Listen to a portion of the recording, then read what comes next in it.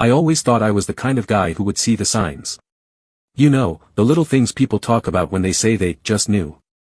A shift in tone, a glance that lasts too long, a sudden change in routine. I figured if anything like that ever happened to me, I'd catch it. I'd see it coming a mile away. Turns out, I was wrong. At first, it was just small things. Things that wouldn't mean much on their own. The way my wife, Elise, would scroll through her phone a little slower. The way she'd smile at the screen, not the usual smile she gave when watching dog videos, but something different. Softer. Almost like she was remembering something. I didn't think much of it at first. We've been married for 6 years. We trust each other. I had no reason to think otherwise. But then I saw his name. Michael. Her ex. I only caught it for a second. She was lying in bed next to me, phone in hand, the screen tilted away just enough that I wouldn't notice. But I did. And it hit me like a punch to the gut. Michael wasn't just some old boyfriend. He was the ex. The one she was with for 3 years before we met. The one she once thought she was going to marry. The one whose name used to come up in stories from her past, always with that tone, nostalgic, wistful, like he was a ghost that never really left. I didn't say anything at first. Just watched. Waited. She locked her phone and turned to me with that same casual expression she always had. "Oh," she said, shrugging like it was nothing. "I just check once in a while. You know, curiosity. Curiosity. That's what she called it. And maybe that should have been enough for me to let it go. But something about the way she said it, so smooth, so practiced, stuck with me. Like she had already told herself it wasn't a big deal. Like she had already decided I wouldn't question it. So I didn't. Not then. But I started paying closer attention. A few weeks passed. I convinced myself I was just being paranoid. I mean, everyone gets curious about their past, right? It's human nature. She wasn't talking to him. She wasn't making any moves. Just looking. But then I noticed something else. Her music changed. It wasn't obvious at first. Elise has always been the type to stick with whatever was playing on the radio. Top 40, catchy songs she could hum along to in the car. But lately, there was something different. Soft, nostalgic songs. Songs I hadn't heard in years. Songs that made me feel like I had stepped into someone else's memory. One night, she was cooking, humming along to some old track from the early 2000s. Something about the way she sang it, like it meant something, made my stomach turn. Later, when she left her phone on the counter, I picked it up. I didn't go through her messages. Didn't check her call log. I just opened Spotify. And there it was. A playlist. Titled, Songs That Remind Me of Him. I stared at the screen, my heart pounding so hard I could hear it in my ears. It wasn't even subtle. She had built this collection of songs, carefully, intentionally, based on memories of another man. A man who wasn't me. I don't know how long I stood there before I did the only thing I could think of. I added a new song. Taylor Swift's We Are Never Ever Getting Back Together. Then I locked her phone and put it back. And I waited. 2 days later, we were in the car, heading to dinner. She plugged in her phone, hit play on her music. The song came on immediately. I kept my eyes on the road, gripping the wheel so tight my knuckles ached. Out of the corner of my eye, I saw it. The way her entire body tensed. The way she grabbed her phone so fast she nearly dropped it. The way she stared at the screen like it had betrayed her. Then she turned to me, her face pale. "You," her voice was barely above a whisper. "Did you?" "I did," I said. For the first time in a long time, she was completely silent. We pulled into the restaurant parking lot. I shut off the engine and turned to her. "Do you want to tell me what's going on?" I asked. She blinked at me. Her lips parted, but no words came out. She looked trapped. Like a deer caught in headlights. "I told you," she finally said, her voice uneven. "It's just memories." Memories. Like that made it better. I leaned back in my seat. "Would you be okay if I made a playlist called Songs That Remind Me of My Ex?" Her breath hitched. She didn't answer. Because we both knew the truth. I didn't bring it up again. I didn't need to. The silence that settled between us was louder than any argument we could have had. But I kept watching. I started noticing how she'd close her apps the moment I walked into the room. How she'd clear her search history. How she'd put her phone face down on the table, something she never used to do. Then, one night, she left her laptop open. I never wanted to be the kind of guy who went looking for proof. I wanted to believe that if there was something to know, she would just tell me. But something about that night, the way she had been acting, the way she had been hiding, made me click. I opened her messages. Michael's name was right there. My stomach dropped. It wasn't flirty. It wasn't explicit. But it was worse. Inside jokes. Late-night conversations. Talks about life, about choices, about regrets. And then I saw it. A message from her. Sent 2 weeks ago. I miss how things used to be. I felt sick. I don't even remember closing the laptop. I just sat there, staring at nothing, my mind racing. This wasn't just curiosity. This wasn't just nostalgia. This was something else. And I wasn't going to sit around waiting for it to turn into more. I didn't confront her that night. I didn't say a word. But the next morning, I printed out the divorce papers. And I left them on the table. She didn't see the papers right away. I left them on the kitchen table, right where she'd have to notice them.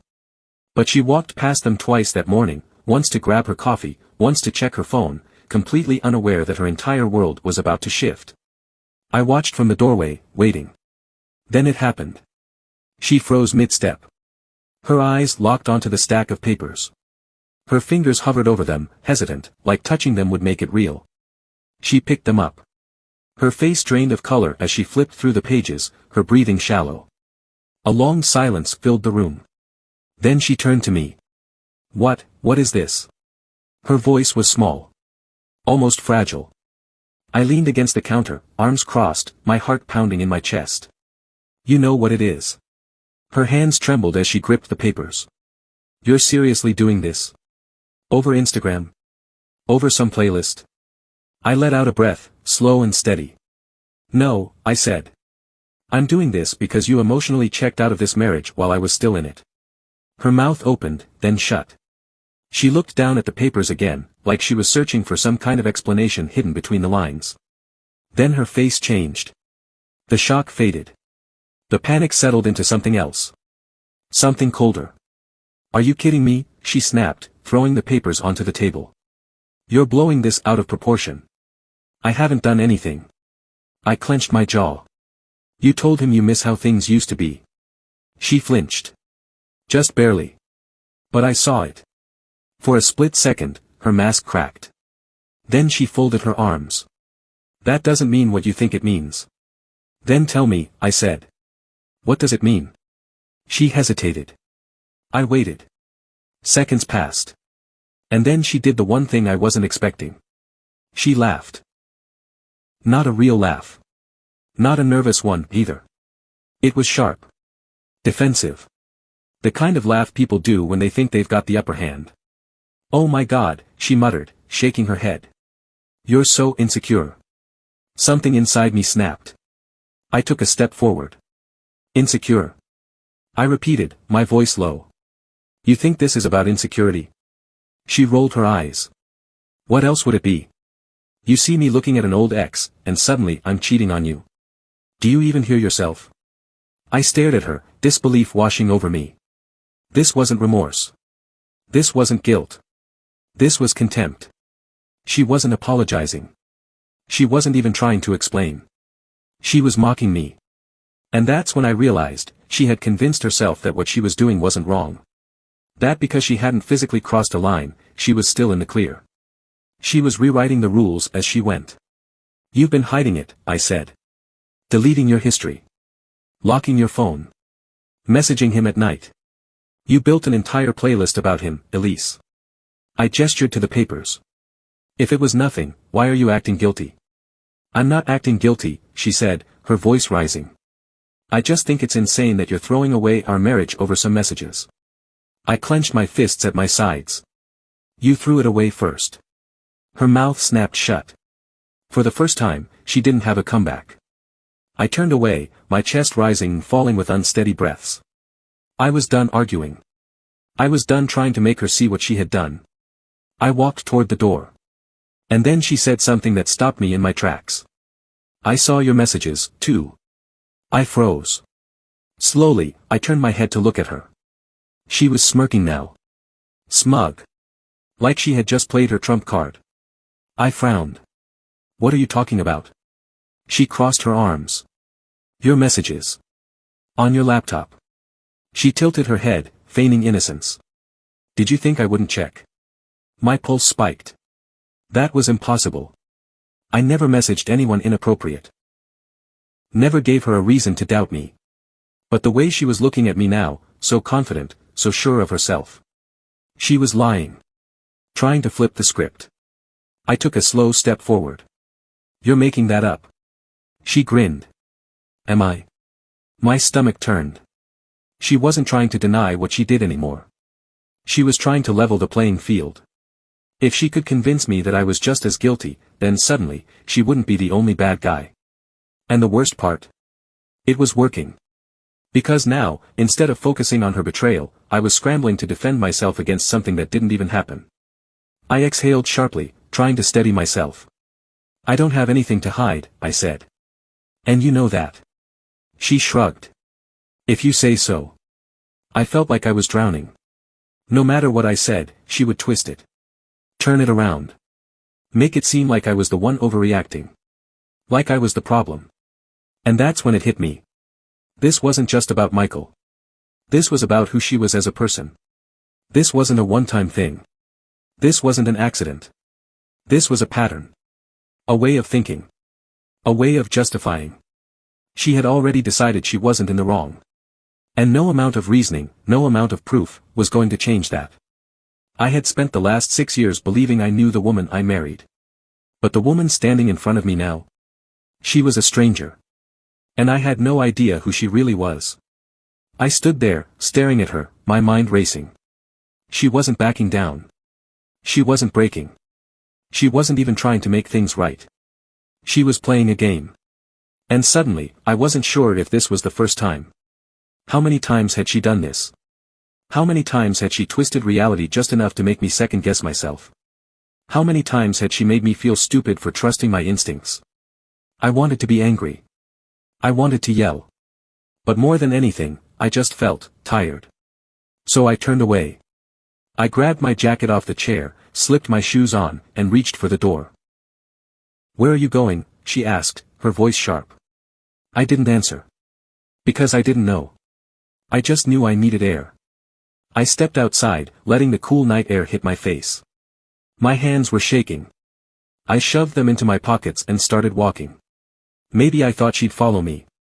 Maybe I wanted her to. She didn't. I walked for a while, trying to clear my head. My thoughts kept circling back to one thing. If she could lie so easily about this, what else had she lied about? Then my phone buzzed. I pulled it out, expecting another useless text from her. But it wasn't from Elise.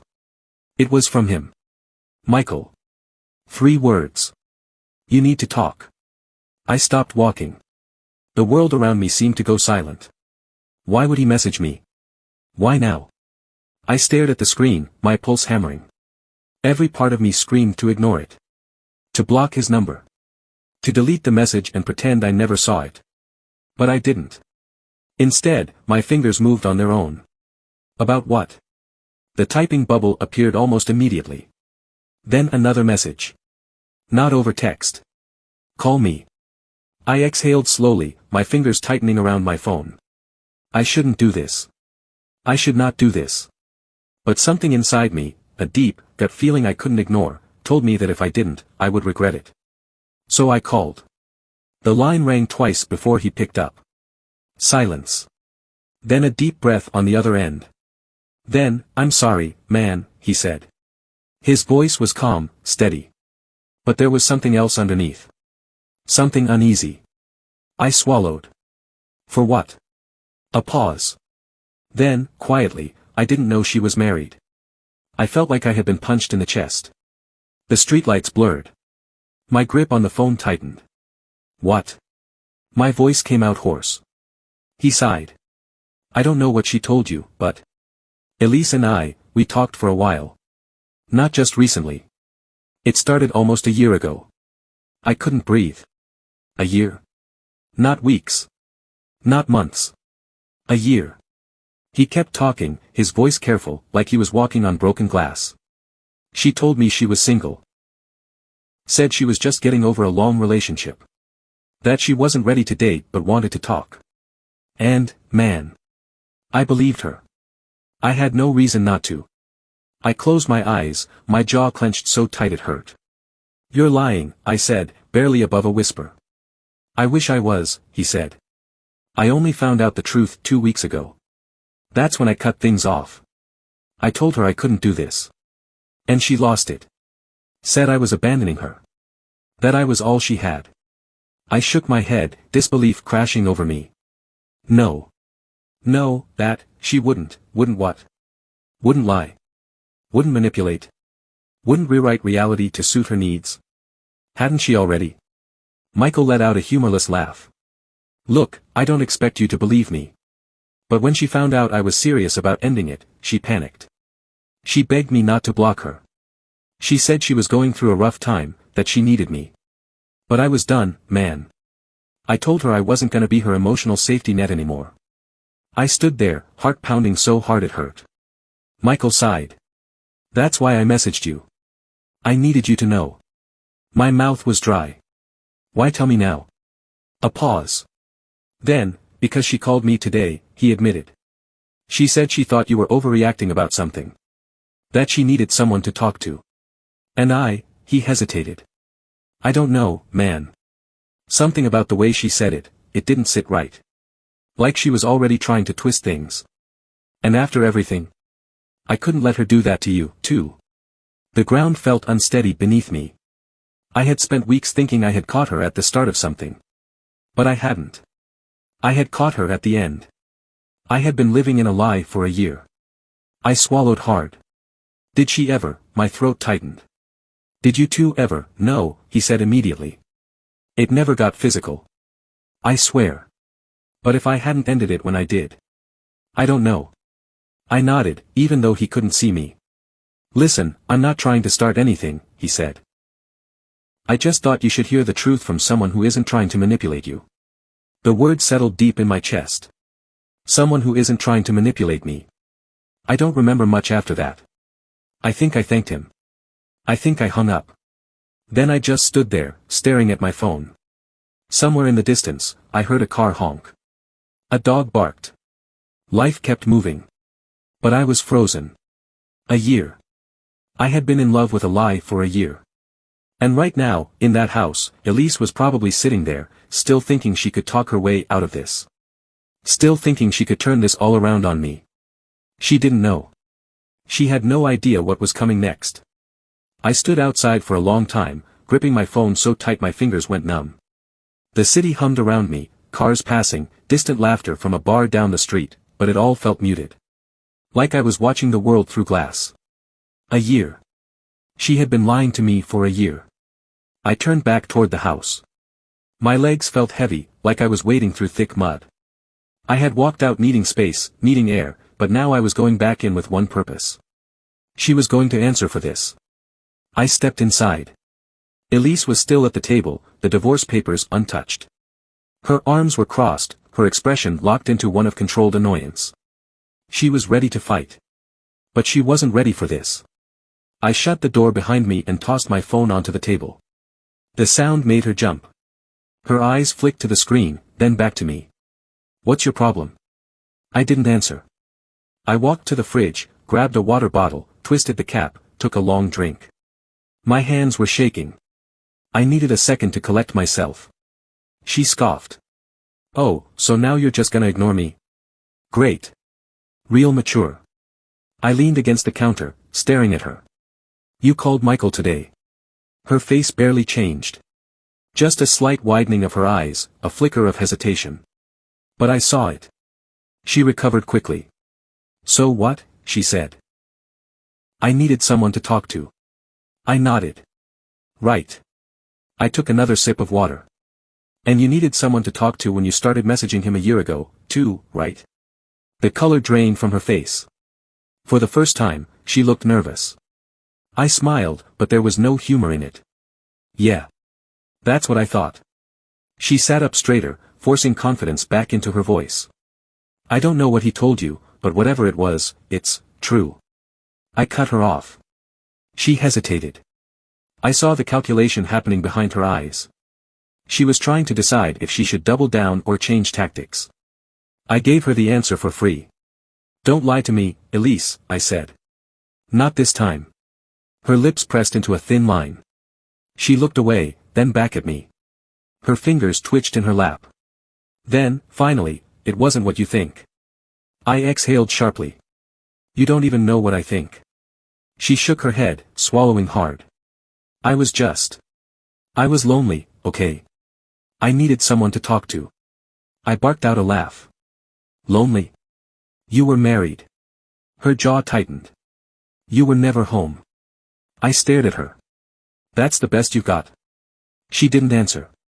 I stepped forward, placing my hands flat on the table. So let me get this straight. You felt lonely, so instead of talking to your husband, you went crawling back to the guy you used to sleep with? Her eyes flashed with anger. Don't twist this, I don't have to twist it, I snapped. It's already twisted, Elise. A year. You spent a year lying to my face. Sneaking around. Building some pathetic fantasy with a guy who didn't even know you were married. Her mouth opened, then closed. And there it was. The real guilt. The weight of it finally settling in. Her breath shuddered. You what? I said, voice sharp. You meant to tell me. You wanted to stop. You felt bad. Tears welled in her eyes. I didn't mean for it to go that far. Then why did it? I demanded. Why didn't you stop? She wiped at her face, breathing uneven. Because She hesitated. I liked how it made me feel. I flinched. I had been expecting more excuses. More blame shifting. Not that. Not the truth. A sick feeling twisted in my gut. And how was that? Her lip trembled. She shook her head. I don't know. Bullshit. She squeezed her eyes shut. I waited. And then, barely above a whisper, it made me feel wanted. The words hit like a knife to the chest. I took a step back. You weren't unwanted here, I said, voice low. She looked up at me, tears streaking her face. I know. A long silence stretched between us. Then she swallowed hard. But with Michael, it felt new again. I let out a breath. There it was. The truth that had been sitting beneath everything else. She wasn't in love with him. She wasn't planning to leave. She just wanted the feeling. The rush. The attention. And suddenly, I felt exhausted. I ran a hand through my hair, staring down at the table. At the divorce papers. I thought I wanted a fight. I thought I wanted some grand, dramatic confrontation. But now, standing here, seeing her like this. I just wanted it to be over. She sniffled, hugging herself. Can we? Her voice cracked. Can we fix this? I met her eyes. And for the first time in our marriage, I didn't see my wife. I saw a stranger. A stranger who had spent a year building a life I wasn't part of. A stranger who had let another man hold a version of her heart while I sat in the dark. A stranger who had chosen to let me hurt. I exhaled slowly. No, I said. Her breath hitched. Please, she whispered. I reached down, picked up the pen, and slid it toward her. I think we both know this isn't about me anymore. She stared at the papers. Then at me. And I saw it click. I saw the realization hit. This wasn't a fight she could win. This wasn't something she could talk her way out of. She had made her choice. And now, I was making mine. Her fingers trembled as she reached for the pen. I didn't stay to watch her sign. I just turned, walked to the door, and stepped outside. The night air was cold. The city lights stretched out in front of me. And for the first time in a long time, I felt free.